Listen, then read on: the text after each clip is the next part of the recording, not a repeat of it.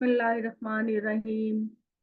हमारी कौम पाकिस्तानियों के लिए बड़ी एजाज की बात है कि हमारे एक नौजवान ने अशद नदीम ने गोल्ड मेडल जीता और पाकिस्तान के लिए एक बहुत बड़े एजाज का बायस बनी, और मैं अपनी तरफ से भी उनको बहुत मुबारकबाद देना चाहती हूँ।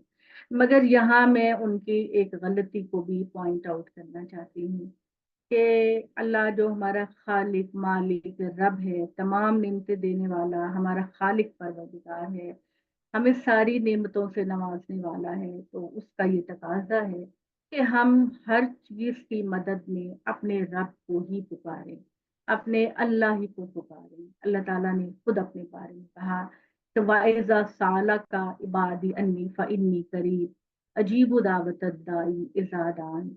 या मोहम्मद सल्लल्लाहु अलैहि वसल्लम, जब बच्चे लोग तुमसे मेरे बारे में पूछें तो उनको बता दो कि मैं उनके बहुत करीब हूँ और मैं उनके हर सवाल का जवाब देता हूँ और हर दुआ का जवाब देता हूँ। हमारे परवरदिगार को शिर्क बिल्कुल पसंद नहीं। सारी रहमतें देने वाला वो परवरदिगार है और उसका तकाजा होता है कि हम उसके साथ कभी किसी को शरीक ना करें। हमारा जो कलिमा है ला इलाहा इल्लल्लाह मुहम्मदुर रसूलुल्लाह, उसका यही मतलब है कि अल्लाह ताला के सिवा कोई इबादत के लायक नहीं और मोहम्मद सल्लल्लाहु अलैहि वसल्लम अल्लाह ताला के रसूल हैं।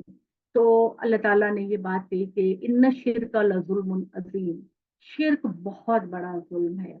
अल्लाह ताला हमारे हर गुनाह को माफ कर सकते हैं लेकिन शिर्क को माफ नहीं करेंगे।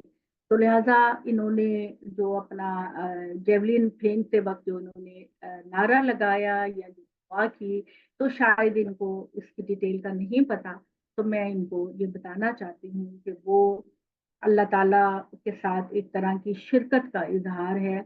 और अगर आप इस चीज को आपको नहीं पता तो आप अल्लाह ताला से अपने उस काम के लिए माफी मांगे, क्योंकि जब भी बंदे को रियलाइज होता है वो माफी मांगता है तो अल्लाह ताला उसको अपने गले से लगा लेता है।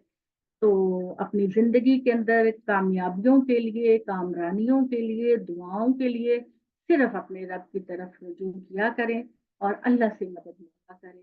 अल्लाह ताला यकीनन हर चीज पर कादिर है।